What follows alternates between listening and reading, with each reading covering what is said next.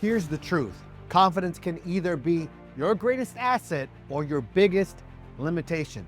Without it, you'll hesitate on opportunities, struggle in relationships, and you'll feel stuck in life. But when you own your confidence, that's when doors open, connections happen, and you'll step into the man that you were meant to be. So today, we're breaking it all down, why confidence matters, how it impacts every area of your life, and the steps that you can take to grow into a confident man. Also covering a fascinating twist from the world of sports media. ESPN's Stephen A. Smith, a longtime Democrat, has started questioning his own vote for this past election. And then we're going to be moving on to another headline that has everyone talking. Donald Trump is trolling Justin Trudeau, the Prime Minister of Canada, by suggesting that Canada should be the 51st state, and with Trudeau as its governor. So, welcome to the Bottom Line Podcast. My name is Antonio, and these are my two sons, Michael and Elijah. And with this podcast, we strive to bring you relevant conversations, tools, and discussions on everything you as a man might come across in today's society and bring a biblical viewpoint to it. So let's get right to it. We're back. We're on. We just finished Christmas.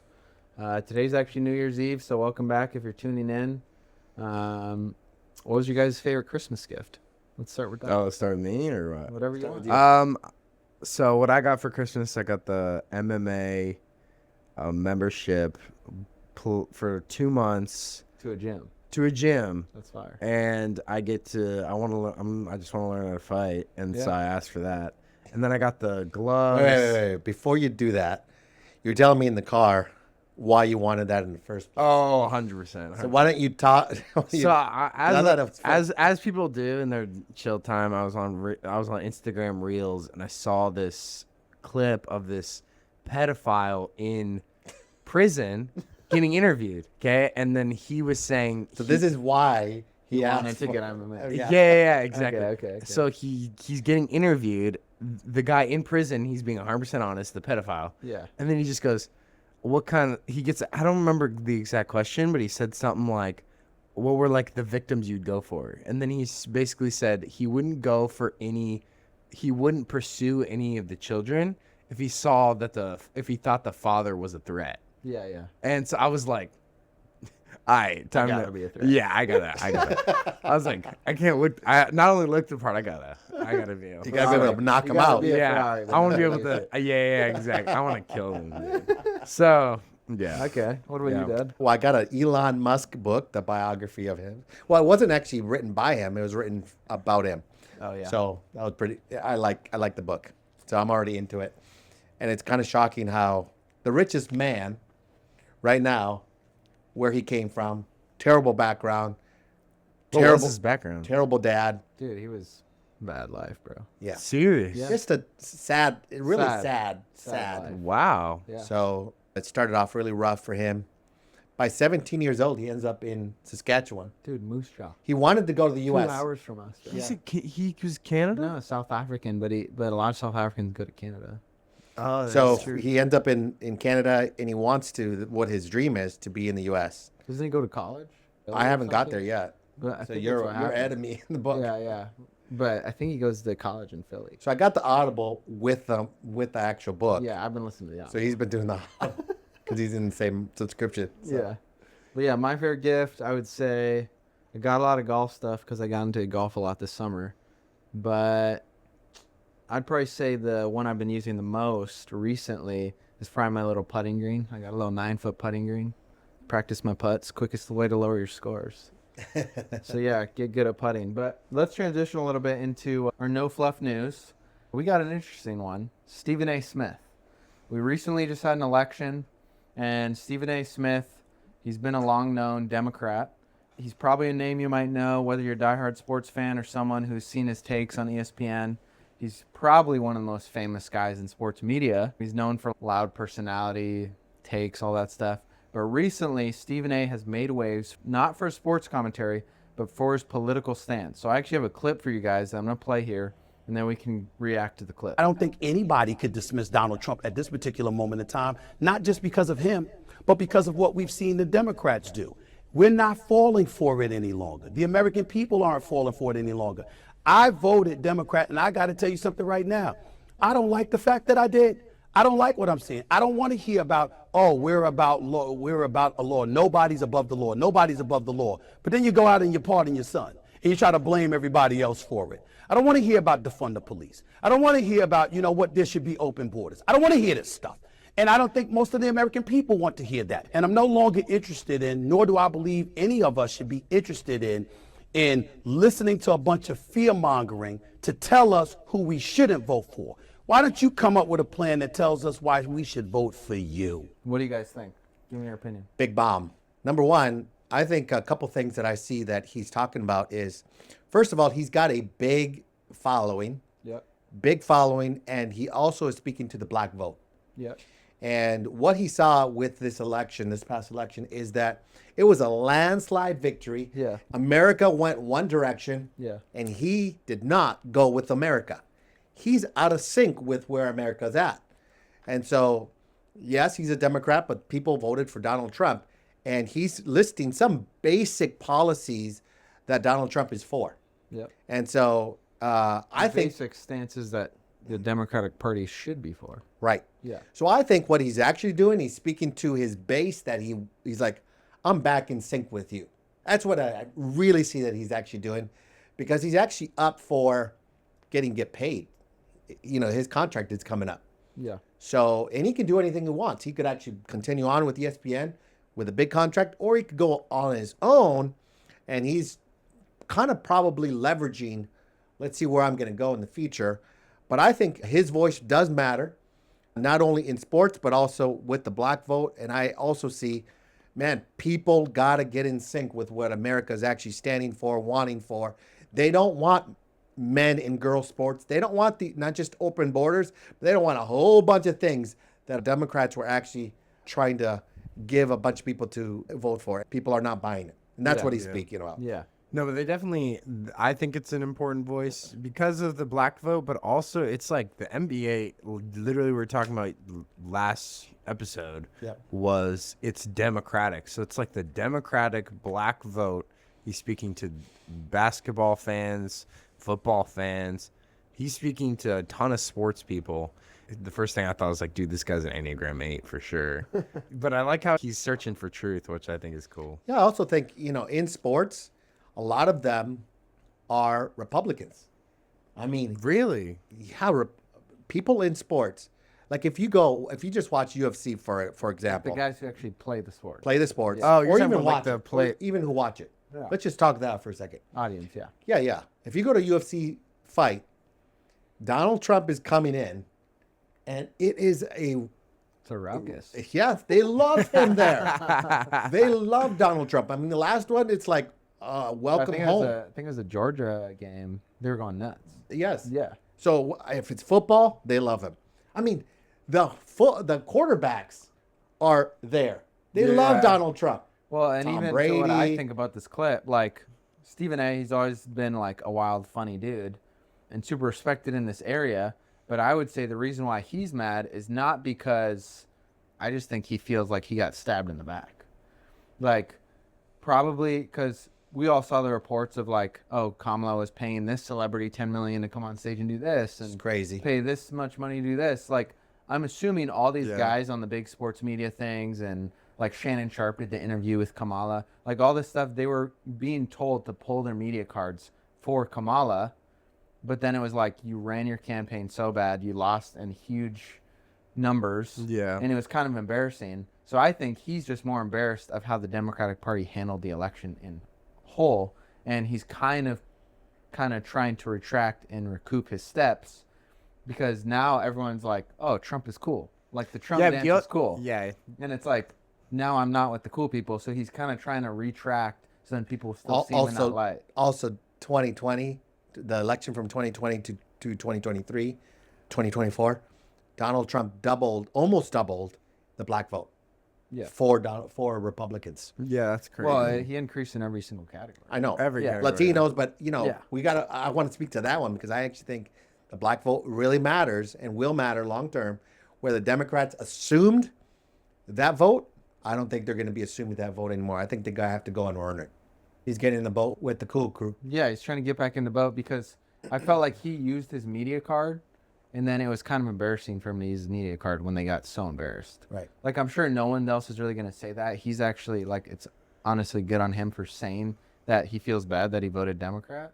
The thing about I've noticed with all these people that are now either regretting their vote or that are turning Republican is I feel like I don't notice them being like not democratic anymore in these certain like core views, but I feel like they always say, like people like Tulsi Gabbard, RFK, where they feel like the Democratic Party left them rather than them leaving the Republican Party. Right. Yeah. Where there was like, you go back to like the 60s and to like even the 2000s probably, the Democratic Party is completely different. It doesn't even look the same. Yeah. Where like you could easily have like a friend that could be Democrat and you guys are both Christian dudes. Yeah. And he could be a Democrat. You Like, could it be a wasn't that Republican. polarizing. It wasn't as So far away from each other's viewpoints. It wasn't so wasn't opposite. big It's moral literally like things. black and white, exact opposite. There were small issues in the policies. Now the Democrats went so far left, so far progressive, that I think people in America didn't want most of those things. Yeah. That's where things are at. Yeah, for sure. So I'm going to transition a little bit into the next topic. It's a bit of a funny one. Trump has recently been trolling Trudeau for saying we're going to increase tariffs and you might as well just join us and be the 51st state. And guess what? You can be the governor.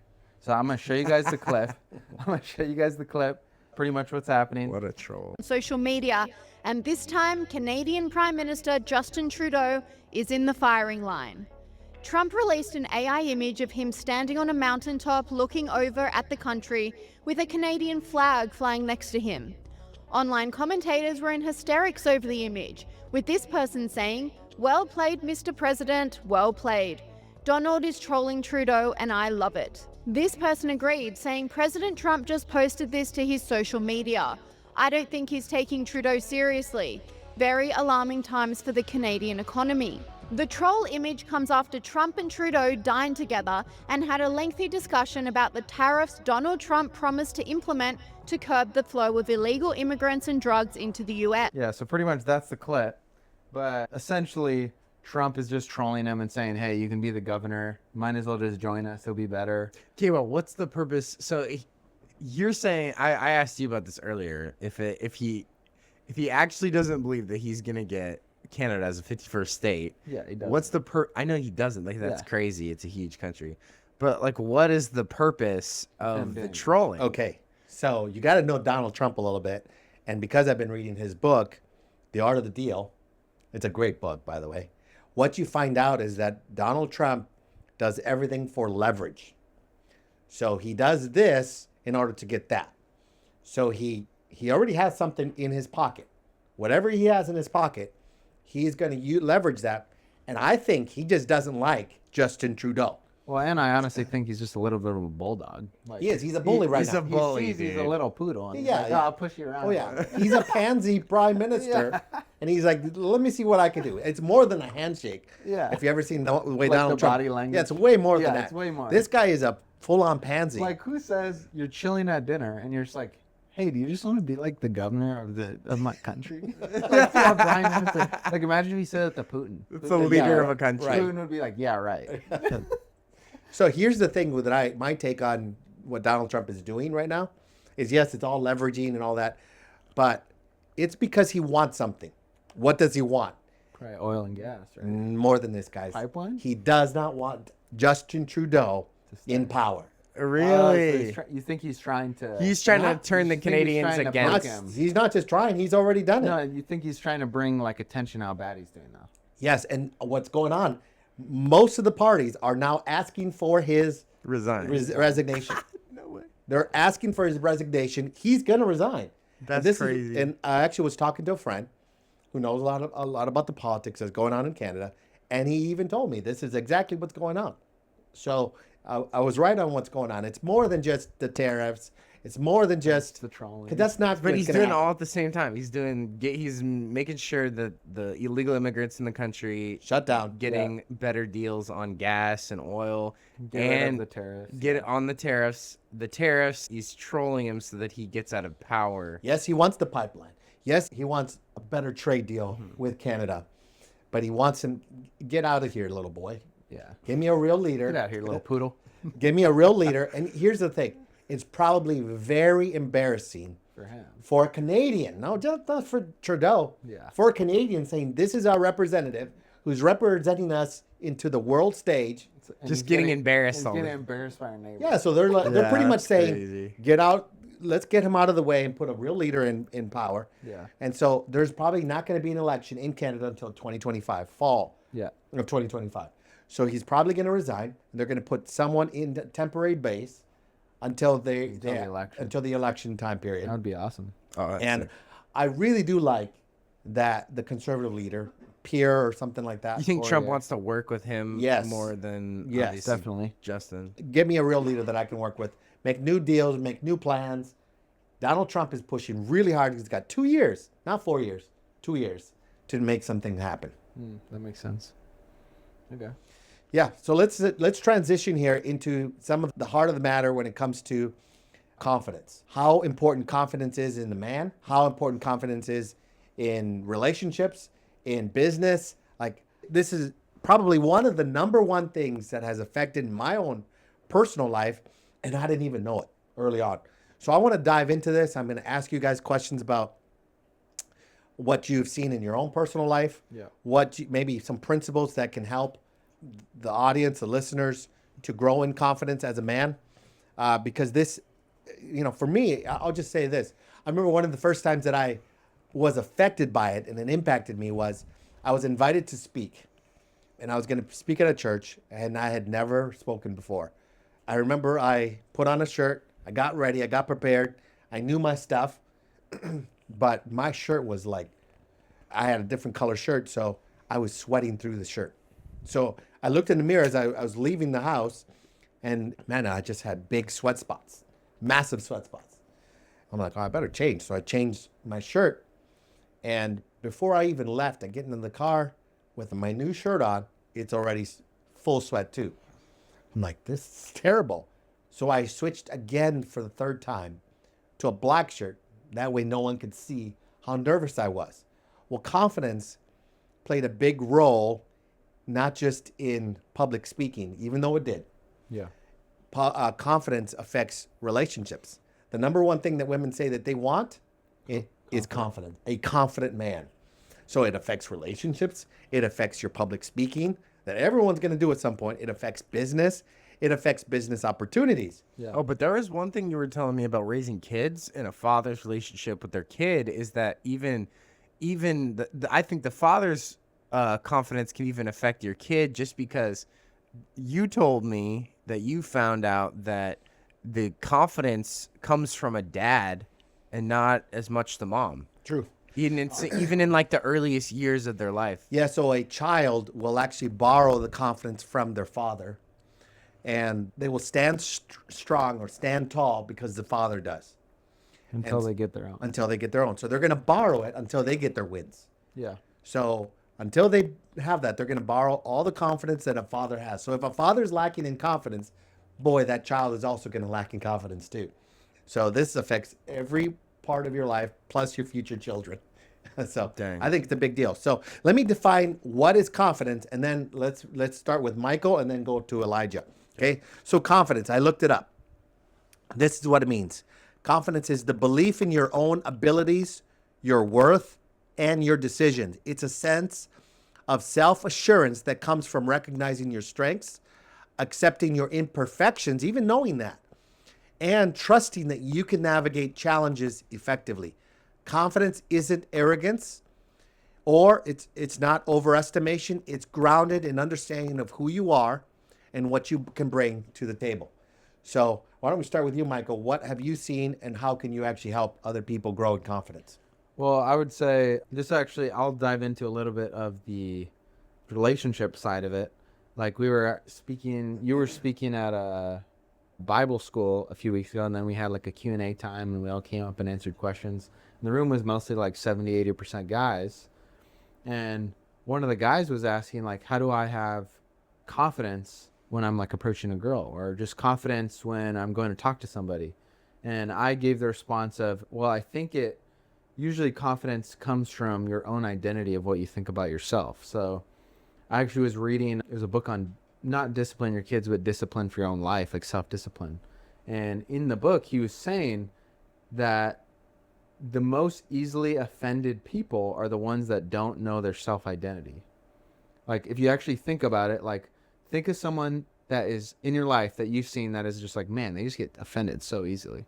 It's because they don't know their own identity, so they don't have self-assurance. When you say something to them, they're just like easily offended because they don't have an identity to root it off. They're just like, oh yeah, that offends me. But it's because they have no self-assurance in their life, because it goes back to there's no discipline in their life. When they said they were going to do something, they didn't follow through. So then when someone else says something, there's no trust anywhere. So it's just like a floating thing inside them, and that's why they're so easily offended. So I actually said, whenever you say something to yourself, follow through with it. If I'm going to wake up tomorrow at 7 and go to the gym and work out, I'm going to wake up tomorrow at 7 and go to the gym and work out. If you don't do those small things for yourself, then when you say something to someone else, you're not going to follow through. And they also they won't believe you. Well, yeah, and respect from others comes from following through with what you say. So if you don't follow through with what you say, you're not going to have respect from other people, which also helps with confidence. 100%. What about you, Elijah? Yeah. Well, I wrote some things down on what I wanted to say about confidence, because like you were saying, you borrow it until you get your own wins. Yeah. And I don't think I fully got all my own wins yet. I still want to. And I still think I have a lot of areas to grow in terms of discipline. And the truth is, we all do. Yeah, No, everybody. No, all the time. I even reflect on. I'm not even saying I'm not disciplined, because there is definitely a lot of areas where I am, but I think there's a lot of areas where I want to. Right. But what I wrote down in terms of what I've realized about discipline is a point you made. I want to point out on is do what you say you're gonna do. I remember there was many times, even like this summer, when I was working like 8 hours on a roof. Shout out Alpha Commercial Roofing. But I'd be 8 hours on a roof, and I'd be. If you're a roof restored, a commercial one, not residential. Yeah, not a residential guy. But I told myself I was gonna work out every day, no matter how long I was working, and I'd be super tired, and I just went anyway, and I just did it tired. Yeah. But you just do it tired, and even certain things like doing something, even doing it scared sometimes, like public speaking. Like yesterday, I've never done fighting of any kind, and all these guys kind of look ugly and beat up. They got like cauliflower ear, and I'm like, they're doing spinning leg kicks. I'm like, golly, dang, dude, these guys are crazy. But I was sitting there, I was like, dude, I'm kind of nervous to do this right now, but I just do it scared, kind of. Yep. I think there's a couple categories I would go into. I'm gonna add to that. Yeah. Not just do it scared, do it now. Yeah. So. Because what can happen to us when we make a decision to do something, you might even decide, okay, next time I'm going to do it scared. But the thing is, you want to do it right now, because right now is the moment that it counts. Yeah. So am I going to cheat tomorrow in my food? Am I going to, work out? All those things you start right now, not tomorrow. Yeah. So do those things right now. So. No, I completely agree. I remember I heard this quote one time. It was, there's no courage without fear. Is what I heard. And I was like, dang, that's crazy. Because it really showed, I was like, if you don't do it, you can't be courageous without being scared to do it. And I was like, oh, that's crazy. And then it was a short clip on like some army guy, some Navy SEAL dude I was watching. But the 2 points that I remember that helped me grow in confidence, even through puberty years, was working on my appearance. I think that helped out with even talking to the opposite sex. Like work on yourself, work on your body, work on your style, work on your hygiene with appearance. I think that helps, especially if you're going to approach a girl. Even how they view you is different, because you obviously look like you respect yourself at least. Yeah, and there's also this silent confidence. Another point I want to make about your abilities, and it has to do with doing what you say you're going to do. Whether that's you told yourself you're going to work out, or you're going to read your Bible every day, or you're going to love your wife. Like maybe you want to do a date a week or something.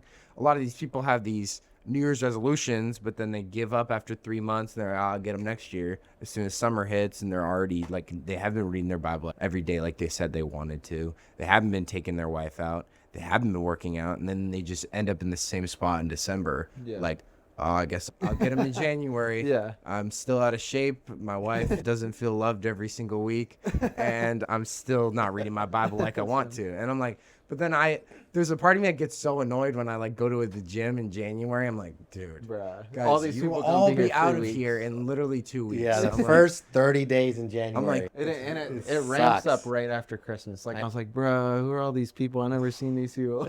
yeah, I know. I'm like, I won't see you. one month I'm and like, now there's you're no out. difference Yeah. between January 30th or 31st. December 31st. December 31st and January 1st, there's no difference, dude. Just start right now. But, like, I do like New Year's resolutions Yeah. to a certain Little degree. jumpstart. But there's some points where I'm just like, dude, you just go. There's no difference. Yeah. And that's where I would say, actually, one of the books that changed my life, I read it when I was 19 or 20, was Atomic Habits. Mm-hmm. And the reason why I really like that book is because you were saying a lot of people make goals, but he was saying goals are good, but you need to have the system in place that's going to accomplish that goal every single day. So if I'm going to the gym every day, I'm going to set an alarm that repeats every day at 7 a.m. And then I'm going to set my clothes out the night before. And then I'm going to have my coffee pre-programmed to start at that And time. then I'm going to have my meal prepped for the day, right for after the my next workout. day. Yeah. And it's just those are the systems that are going to make the gym so much easier the next day. yeah. And so it's the daily small habits. I recommend you guys to go read that book. It's super fire. Actually, I just told you to read that book. Yeah.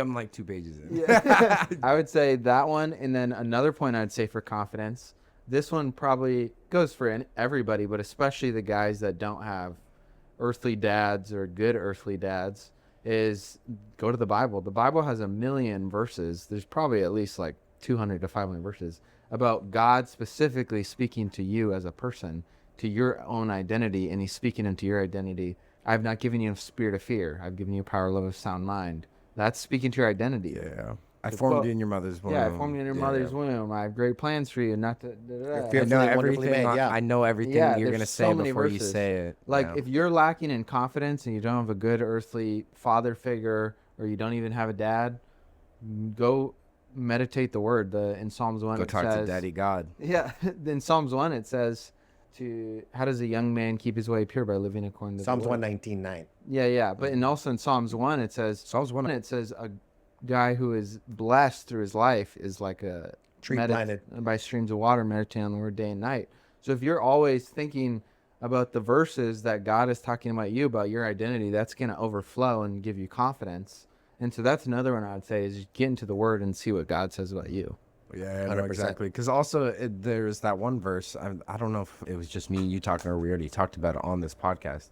But it was, you were transformed by the renewing of your mind. Yeah. And a lot of even transforming your mind, I think, has to do with habits. Yeah. And discipline. And it also has to do, all this discipline and all this confidence stuff just has to do with how way you think about yourself. Yeah. So you really get transformed by whether you don't have a good earthly father, like you were saying, but you go through and you renew your mind for what God says about you, what he, the confidence in what God thinks about you, basically, Yeah. and how that builds confidence, and it transforms you into the man you always wanted to be, you know? Yeah. Yeah, well, let me give some extra stuff here because I love everything you guys are saying.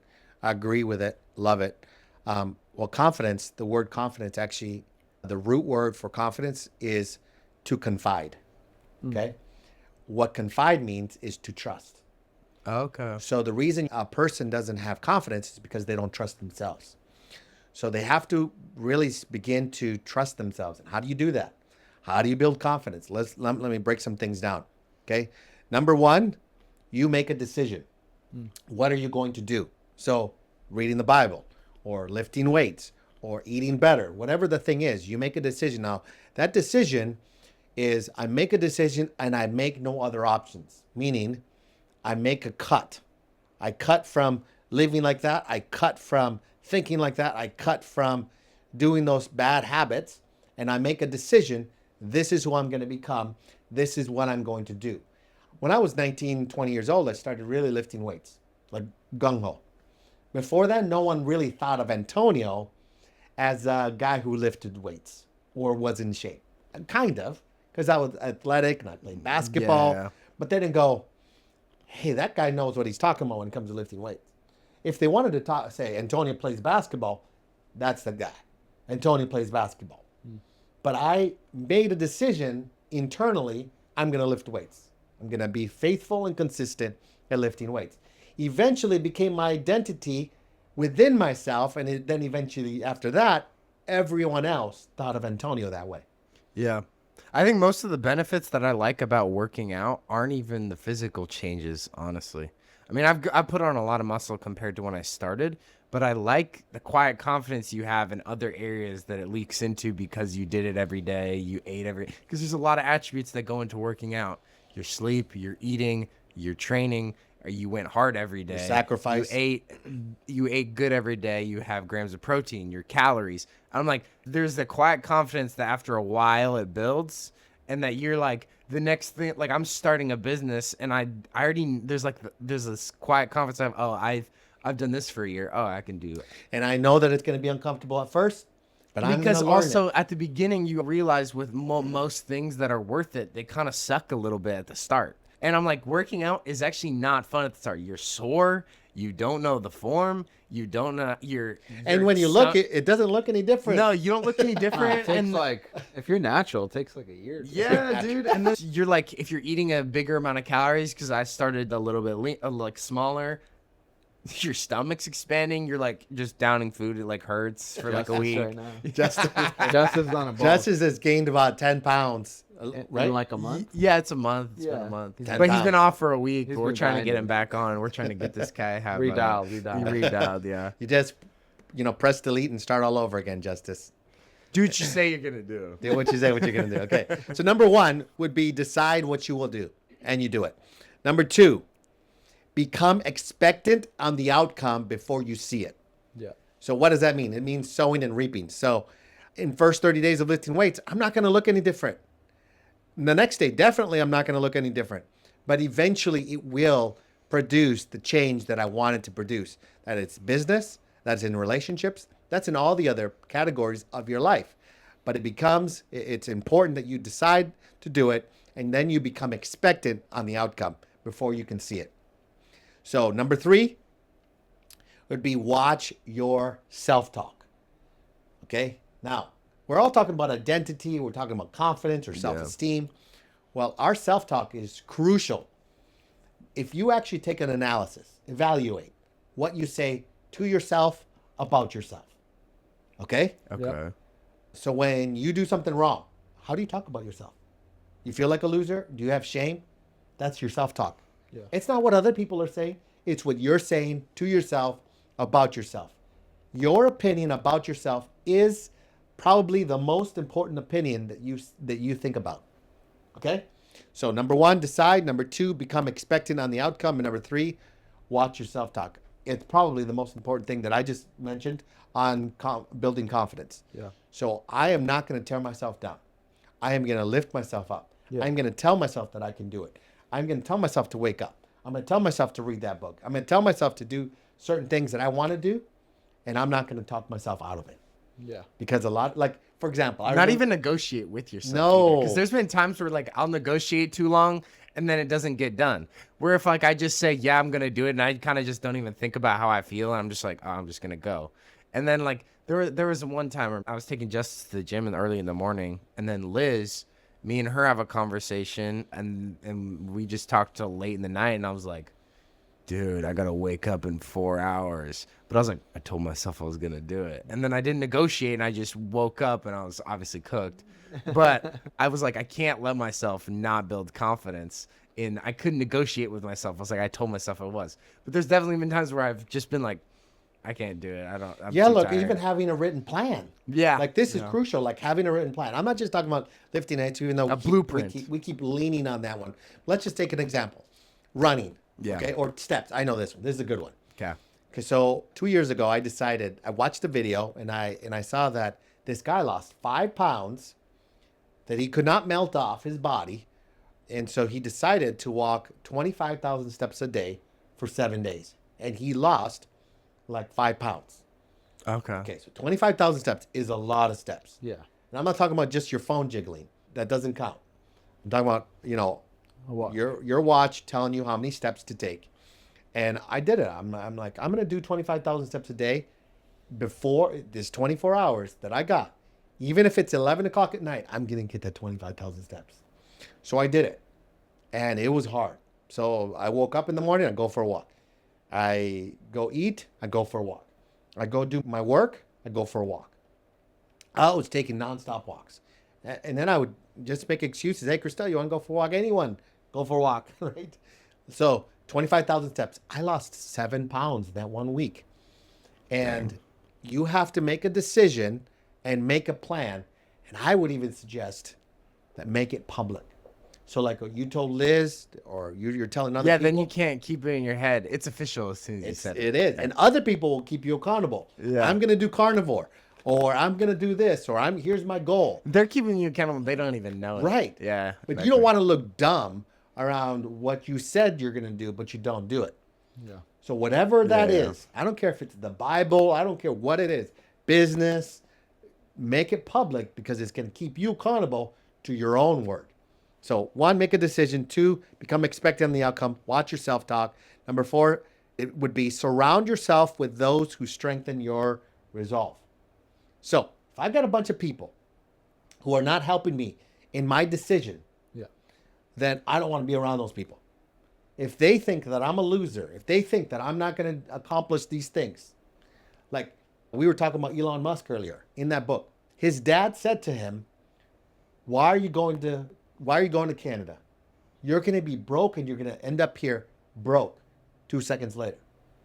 Richest man on the planet. And he became the richest man on the planet. Elon Musk did not follow what his dad was saying to him because his dad thought he was a loser and was going to be a loser. So there could be teachers, there could be coaches, there could be all sorts of, even your own family, who talk bad about you. Don't listen to them. Surround yourself with the right people. And I would even suggest even hire coaches and be around a community, even if you pay for it, so that you can actually have belief in yourself because you might not have it right now. So number 5, borrow confidence from others when you don't have it. So I would borrow my confidence from other people. I have borrowed my confidence. Explain that. So if I'm hanging out, if I want to grow in public speaking, for example, I would go and hang out with people who actually are speaking well, and I would borrow their confidence because they would actually encourage me without them thinking that they're encouraging me. Okay? Okay. But also I would learn the skill. But what you need mostly is not the skill, but it's the mental awareness that you can do it. Yeah. So I borrow it. Like what you're doing in MMA right now. You don't know how to do MMA, but you're going to borrow from those guys. Over time, you're going to borrow their confidence, and then you're going to also learn the skill. But it's not the skill that you need. You need the belief that you can do it. Belief is one of the most powerful things that can change our lives. But do you believe in yourself? That's where you might need to borrow it from other people on a temporary basis. If you're always leaning on other people for their confidence, you're in the wrong boat. Yeah. No, I saw this one. I was watching this. He was like a business guy, and he said he grew up poor. He was like a broke kid, but he would sit in his dream car, Maserati. He went to a Maserati dealership and sat inside a Maserati once a week. At the start, he said he felt like he didn't belong in the car. Yeah. And then he just sat there over and over until he could envision himself having and owning this car. And then I think it was like 2 years later, he ended up having the car. And I was like, dang. It made me realize, because I would always hear like all this advice from business guys. And most of the time, it's not even about practical things to get rich. It's actually about mindset most of the time. Yeah. And you're sitting there, I'm like, man, this is all about mindset. It's all about thinking I have every ability to do this. Right. And I'm like, oh, wow, that's like mostly what getting I would say honestly like wealthy 60, is about. 70% of life is mindset. Yeah. Like, I even remember playing basketball growing up. Like in my high school years, all the way up to 9th grade, I was always like 1 or 2 best player in the team because it was just a smaller school. I was always like one of the highest scorers. So I had the confidence and I would just go and play good. Yeah. And then I go to high school and this is like the entire city's best players. Yeah. So I go from being like the top player to being like maybe 5th to 7th best player. In first year, I did decent. I was the starter. And then I go into 11th grade, and a lot of my other teammates are going to the senior team.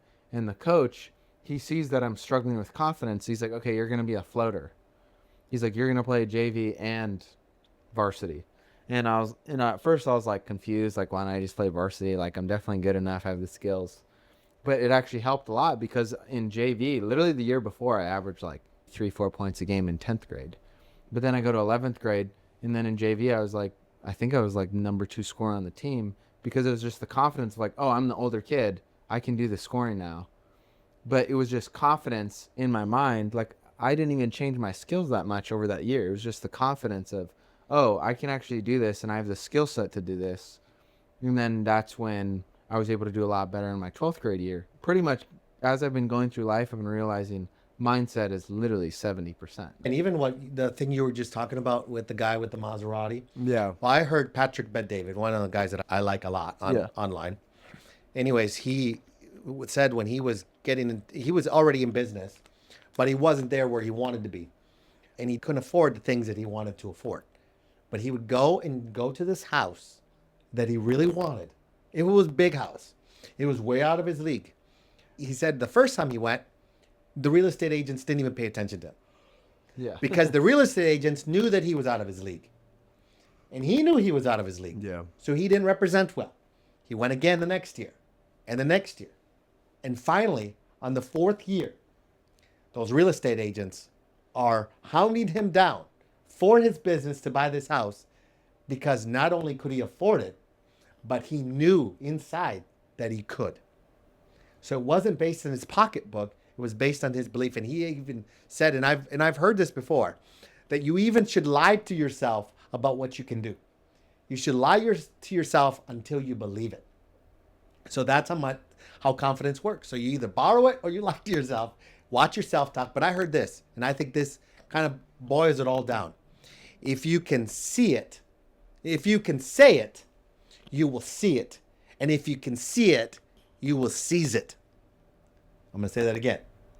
If you can say it, you will see it. If you can see it, you will seize it. So it begins with how you talk. No, it begins with how you say it. It begins with how you talk, yeah. How you say it. talk. It begins with what you say. That will affect the way you see things. That will affect the way you grab a hold of life.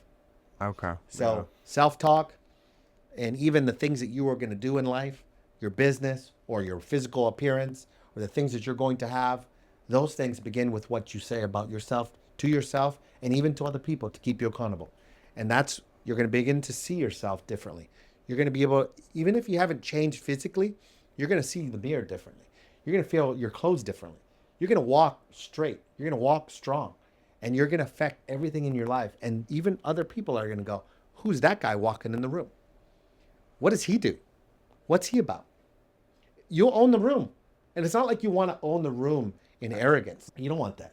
You just want to be so self-confident that you do. So borrow confidence from other people when you don't have it. Number 6 would be fuel your belief. Fuel your belief. So you want to... Which is kind of what we were talking about. We are talking about. Yeah. But also, for example, if I make a decision to lift weights, I'm going to go back to that one. If I make a decision to lift It's kind of weights, just an easy example. so if I'm going to lift weights, I want to actually watch the body part, someone online, of that body part that I'm going to be lifting, even though I know how to lift that. Yeah. I've done it a million times over. But what I'm doing is I'm fueling myself. Yeah. So you want to doubt your doubts and you want to fuel your belief. Yeah. So if you can put it in front of you, it's like this. An MMA fighter, UFC fighters, they put the fighter's picture that they're going to fight 3 months from now. They're going to put it on the fridge. That's my opponent. That's who I'm attacking. That's who I'm going after. It will affect the way I open the fridge. It will affect what I do on a daily basis. So fuel your desire, fuel your belief. And actually, kind of to go with this story, I think it was the 2020 or 2021 Super Bowl. It was Chiefs versus Buccaneers. Tom Brady had so he has a fight with Belichick. And so he leaves the Patriots, goes to the Buccaneers. Brady's like 44 years old at this point. And everyone's like doubting him. And everyone's like, oh, this guy's old. He's going to a new team. Patriots, Bill Belichick. Doesn't have the coach. Yeah, all this stuff. And so I think it was week 12. The Chiefs were kind of on like an insane run. They just won the Super Bowl the year before. and they were like 15-1 that year, and they were like clearly the favorites. They play the Buccaneers in Week 12, and they cook them. Like they beat them like I think it's like 35-24 or something like that. Fast forward to the Super Bowl, the Buccaneers make the Super Bowl, the Chiefs make it to the Super Bowl, and I remember hearing a story because the Buccaneers were kind of like filled with a team of like veterans. It was like all veterans who had never won. It was just a bunch of guys who were really good, but they never won a Super Bowl. And the Chiefs were like these young bucks who just came off a Super Bowl victory. And Brady just came in. And I remember his teammates saying every single day they woke up, Brady had sent him a text at 6 a.m. Every single person on the team, we're going to win this week. We're going to win this week. Because literally they're just thinking, we just got stomped by the Chiefs like 5 weeks ago. But Brady, he's going and instilling belief in his team that they're going to win. Eventually they did win. They actually cooked the Chiefs. Not that I love it.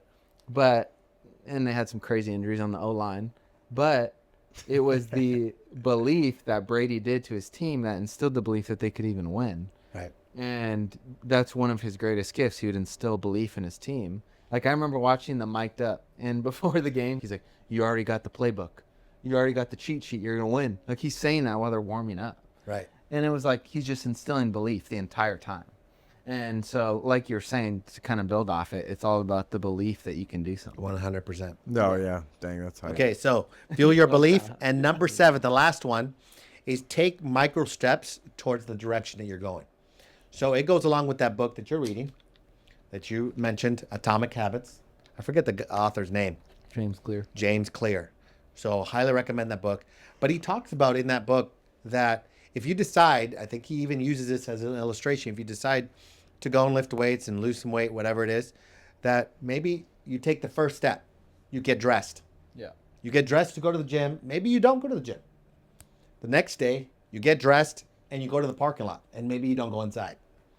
The third day, you get dressed, you go to the parking lot, and you go inside, and you go home. Maybe you didn't even lift weights. The fourth day, you go inside, you get dressed, you lift weights for the very first time. You're taking micro steps towards that right direction. Because a lot of people go, oh man, that's too big to lose 30 pounds. It's too much. I can't change everything around me. You can if you take micro steps towards that direction. Maybe you watch something on how to do something. You learn it. I mean, you went drastically to MMA, you know? Yeah. That's a big shocker. I don't know what to do. I don't know what I'm doing. I'm totally out of my comfort zone. Yeah. I don't know how to do these movements. But eventually, because you take micro steps to it, You'll be doing those roundhouse kicks. Yeah. hopefully. But anyways, so let me summarize this real quickly. If there are any points you guys want to mention, you can maybe go for it right now. But let me do a quick summary, okay? Number 1, you make a decision on what you're going to do. Number 2, you become expectant on the outcome that you're going to have. That's sowing and reaping. Number 3, watch your self-talk. How you say it affects how you see it, which affects how you seize it. Number 4, surround yourself with other people that will strengthen your resolve, that will encourage your resolve. Number 5, borrow confidence from other people when you don't have it. And number 6, fuel your belief. Doubt your doubts that are creeping in and empower your beliefs of what you're going to do. And number 7, take micro steps towards the direction that you're wanting to go. Okay, we'll be now transitioning to bottom line takes and games. Oh, yeah. What do we got? Rather than like a draft or a Mount Rushmore, we got if we were to have a conversation or a dinner, perhaps, with anybody that is dead or alive, but you can only choose one from the Bible and it can't be Jesus. But you got two. You got 2 picks. Okay. You can have a conversation over dinner with this person, but you can only do one from the Bible and it can't be Jesus. Okay. Basically. You should go first. But you should go.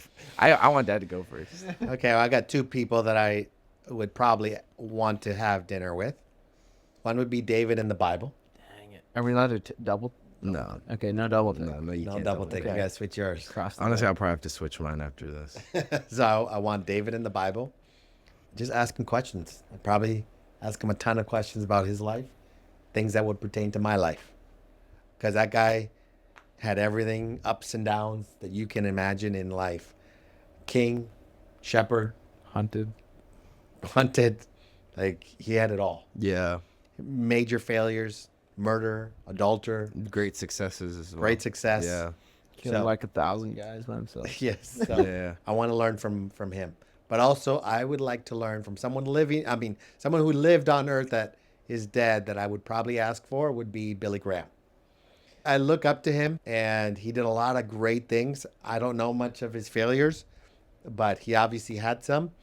But he was a man of diligence. He was a humble man. Everything that I read about him, I read the Billy Graham biography, and I loved it. One of my favorite books. So he was a humble man, a great leader. He didn't even want his name on the name of his ministry.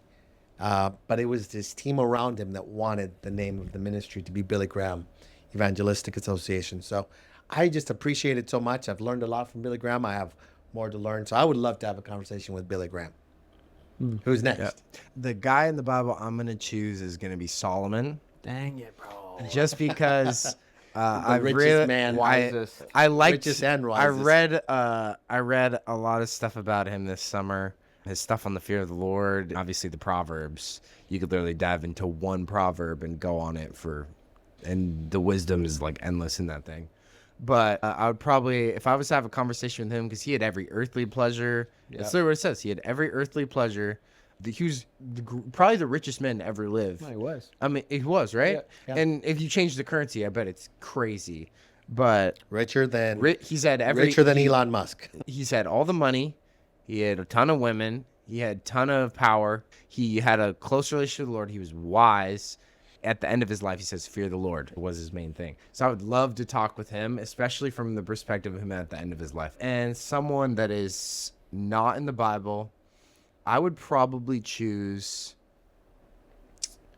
Reinhard Bonnke. I think I'd choose, because just for how many salvations that guy, he's going to get, when he got to heaven, I guarantee you, it's like, dude, this is how many bodies are in here because of you. Millions. It's like, I would love to talk to him about public speaking. I'd love to hear his heart on evangelism. Well, his story is crazy. Yeah, story is crazy. I'd want to hear his story. I think, I would probably want to talk to Reinhard Bonnke. That's a good one. Took both of mine. I think it took both of mine. Okay, Bible. Okay, before you even go there, you can think about it. Okay. I'd probably add a third one for me. Okay, let's add two from the Bible. Let's do that. Well, I'm not Do even that, gonna do. 'cause I I'm not want- even No, gonna do the but I- Bible. I want- I'm no, going I'm- before I'm you gonna guys. do. All right. I'm gonna do Abraham Lincoln. Oh, that's a good one. He was the 16th president during the Civil War of the United States, and I think he was a fantastic leader, great storyteller, and came from a lot of failure, a lot of attempts at success. Never really succeeded until he became president. So I'd probably pick Abraham Lincoln as my third one. That's a good one. I would probably pick. He wasn't like considered the wisest man like Solomon, but I just liked how he lived his life. I'd probably pick Daniel. Daniel would be super. That is a good one. Like, how did he learn how to persevere through all that stuff in his life? He literally slept with a lion. There were just so many things in Daniel's life that were interesting. That's a good one. Yeah. Dead or alive, not in the Bible. That's tough. Like, maybe this would be a fun one. Trump. Dude, that's what I was feel getting- like he'd no. be a cool guy to chill with. Oh, I Yeah. would love to And hang then out. we could Yeah. just go hit a quick 9 after. No, dude, I was literally like, that was definitely like in my mind. That's I a was good like, one. That's a Trump, good one. just to talk to him about money, you could talk to him about Business, being the leader of the golf. free world. You could talk to Yeah, him about freaking golf or Covering a lot of stuff. yeah, you could just relax and Teach hang. me the handshake. Teach me Yeah. the handshake. But I think probably is the third one. If I was to add a third one, Yeah. I'm gonna add one from the Bible. I'm breaking my own rules. Joseph is one I want. Yeah, that would be a good one. Because he's kind of like Daniel and what you said in like all the things he went through, but he trusted God's promise throughout his whole life and had like crazy bad seasons. Terrible. And he Jail. was faithful In too. slavery. And it's like I mean, I think he had a pride problem at the beginning of his life, but he didn't do anything really sinful like pretty much ever. Except there was like even Potiphar's wife coming at him and he said no, and then he goes to prison anyways. Crazy. And so I think I would love to, and also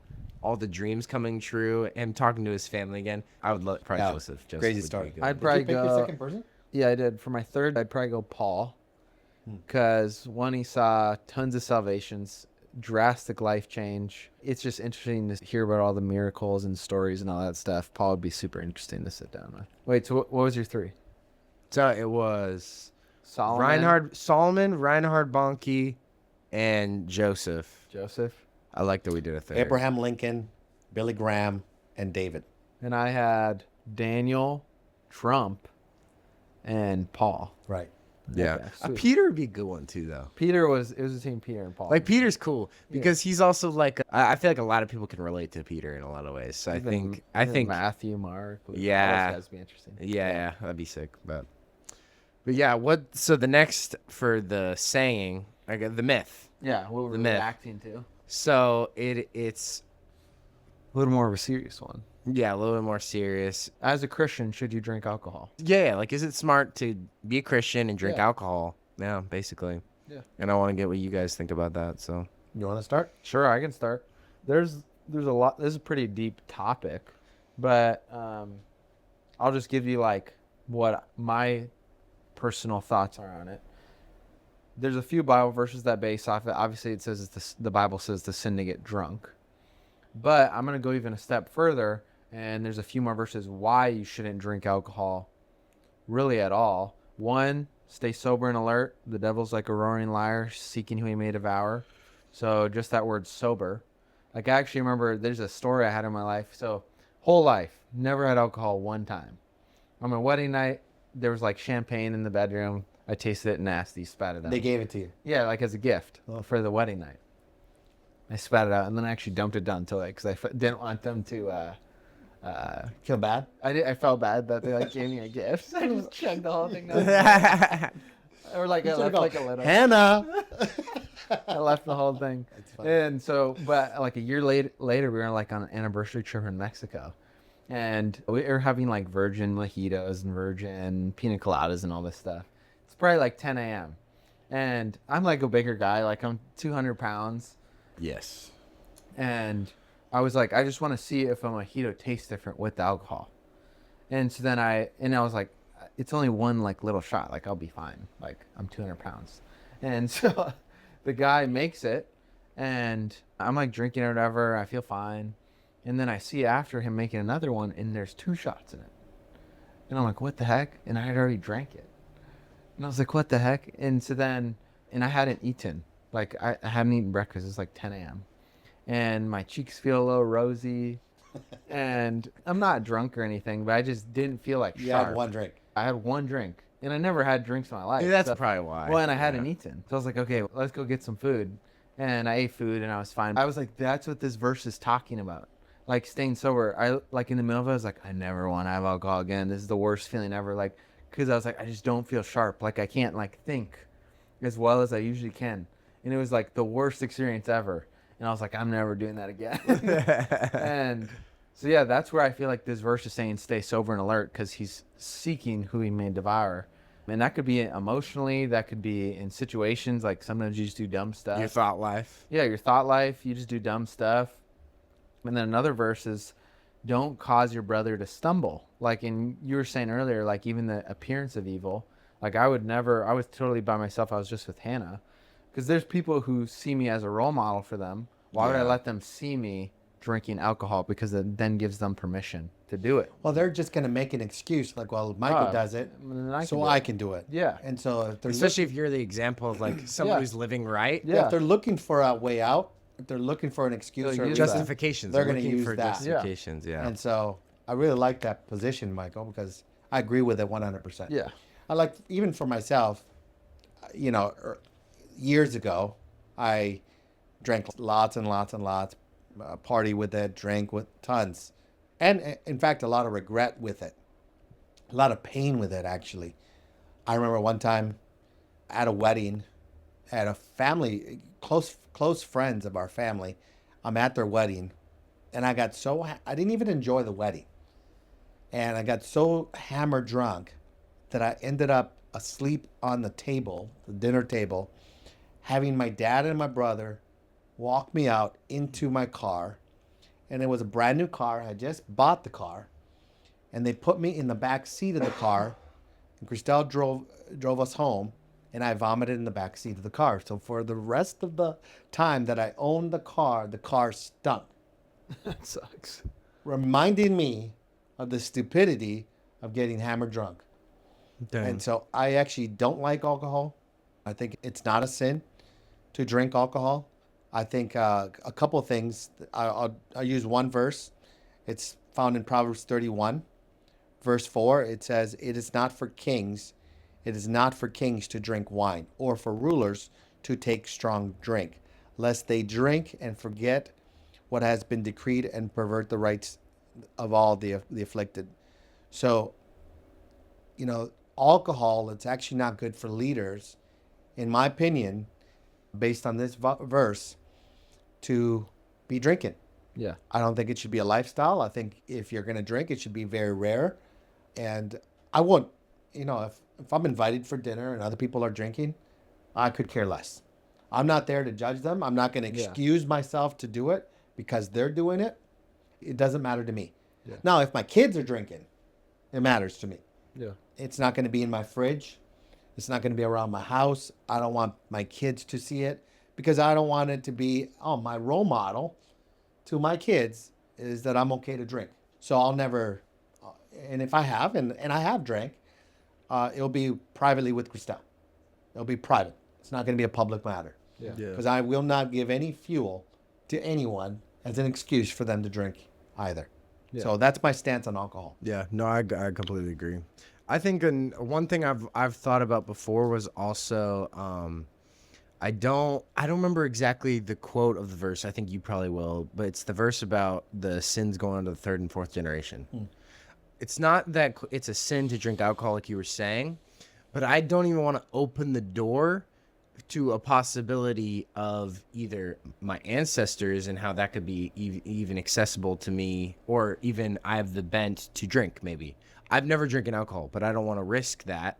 I don't want to open the door for that and say I do. Now future generations have a similar bent. That part about it I don't like about drinking. I'm just like, why open the door? I heard this one testimony from one of my friends in my in a Bible school I was at. He was telling me the reason he stopped drinking. He said he was in like a lounge kind of pub, like jazz club kind of vibe, and he was sitting there and his friends were just drinking, like, I think it was wine or whatever, like margaritas. They weren't getting drunk or anything, but they're all Christians there. And then he heard the Lord tell him, "Can you tell the difference between you and anybody else in this room?" Basically, he was at the bar area, and he's like, I couldn't tell the difference. If I was somebody, I'm not giving any example of being a Christian in the slightest. Like, you couldn't tell the difference between my life and his just by looking at this room right now. So then he was immediately convicted and then stopped drinking. So I think that also points out because you both talked about like being a leader and not drinking because you're setting an example. You have a bigger responsibility than somebody else. But I also think the appearance of evil is a verse that I want to go off of, because if it's not that it is evil, but especially if you're a leader, you don't want the appearance of evil in there. I mean, even with certain things, other things, even Billy Graham, like you pointed out, you want to talk to Billy Graham. He said he wouldn't have any female secretaries. No, it wasn't that. It was he would never be alone in a room. Alone in a room with a female. Yeah. And that was to avoid the appearance of evil. Yeah. So there's many responsibilities, especially if you want to be a leader as a man, whether it's through your home or your ministry or your work or your business, and alcohol included. I think you should avoid alcohol completely. I think it's not even like that enjoyable. It's a waste of time. It's just a waste of your life. You're setting a worse example. You're giving people under you and justification excuse to drink. It's actually poison too. Well, And it's unhealthy. It's not like I don't even understand. You're gonna get fat. You're like, it's not good for you. Yeah. This thing is not It's good so for bad you. for yourself. It's a bunch of sugar. It's not good in any way, or form. So if you're gonna drink, in my opinion, it would be on a rare occasion. And if you're doing it the next day, you got a problem. Yeah. That's when you should stop. Yeah. So those are my thoughts on alcohol. I think I loved your guys' thoughts too. And I never really pushed my belief on this. I don't even remember having a conversation about this. No. It's just not around us. I don't think any one of us have ever drank before in any way. No. Much. So, boom. That's all we got. Yeah, well, I hope you guys have a good rest of your day. Feel free to subscribe, like the video, share it with any of your other guy friends who need more confidence. If you guys are just wondering any other questions that has to be with being a man, feel free to put them down in the comment section and stay tuned for the next episode. See you guys later.